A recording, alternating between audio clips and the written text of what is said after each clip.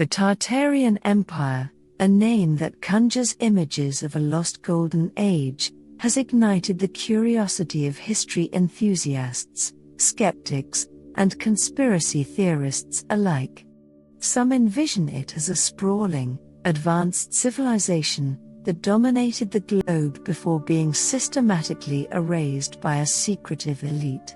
Others see it as a modern fable, born from historical confusion and amplified by the internet's echo chambers. What's the real story behind Tartary? Let's explore the historical roots, the wild theories, and the cultural forces driving this enigma.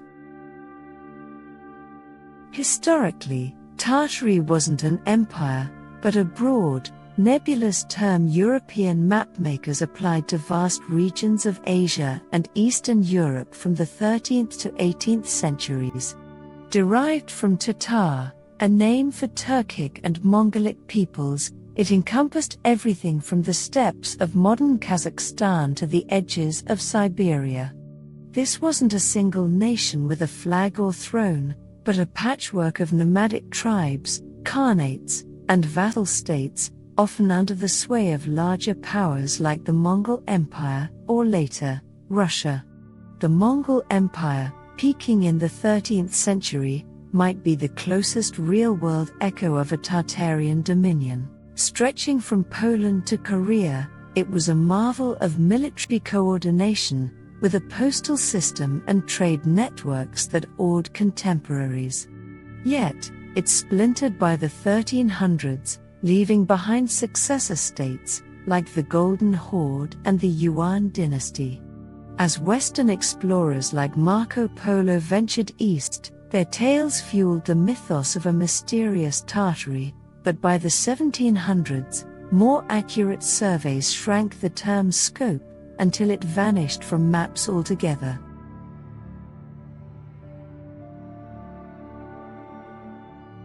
Enter the modern conspiracy, Tartaria as a lost superpower, thriving into the 19th century with technologies and architecture far beyond its time. Proponents argue that this empire wasn't just a collection of tribes, but a sophisticated society that built monumental cities across continents, such as Moscow's St. Basil's Cathedral, America's Gilded Age mansions, or even India's Taj Mahal. They claim these structures were co-opted by later powers, their true origins buried in a grand historical rewrite. The conspiracy hinges on several pillars.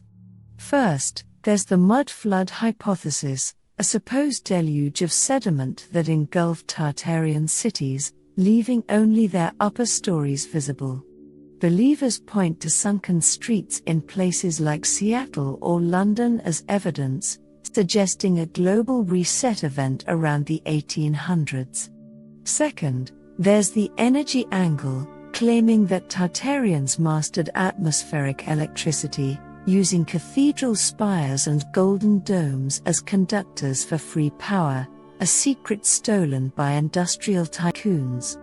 Finally, anomalies like oversized doors in old buildings, or the rapid construction of World's Fairs, are touted as proof of a pre-existing Tartarian infrastructure. Advocates often cite obscure texts, like the 16th century writings of Jesuit missionary Matteo Ricci, who described a vast, cultured East.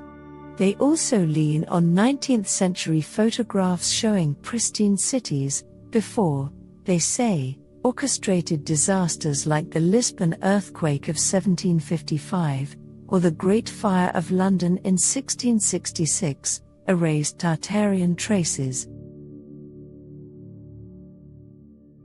Scrutiny reveals cracks in the tale. The mud flood idea misinterprets urban development. Cities raised their streets over centuries to combat flooding, or accommodate sewage systems, not to hide a lost empire. Seattle's underground, for instance, resulted from 1889 fire and subsequent regrading, well documented by engineers. The energy theory lacks substance too. While Tesla speculated about atmospheric electricity in the 20th century, no pre-industrial society left evidence of such systems. Spires were symbolic or structural, not functional antennas. The architectural claims also falter. St. Basil's was commissioned by Ivan the Terrible in 1555, its records intact. The Taj Mahal, built in the 1630s for Emperor Shah Jahan, has a clear Mughal pedigree. World's Fair buildings, like Paris's Crystal Palace of 1851, were marvels of modern iron and glass, not ancient relics. Many were dismantled because they were temporary, not because they threatened a secret history. Natural disasters and fires, while devastating, followed patterns of wooden cities and seismic zones, not a conspiracy's blueprint. Old maps fuel the fire, but mislead. A 1700s map might label half of Asia as Great Tartary, yet, this reflected cartographic guesswork, not a unified state. Russia's expansion under the Tsars, and China's Qing dynasty, absorbed these lands by the 1800s, explaining Tartary's fade out.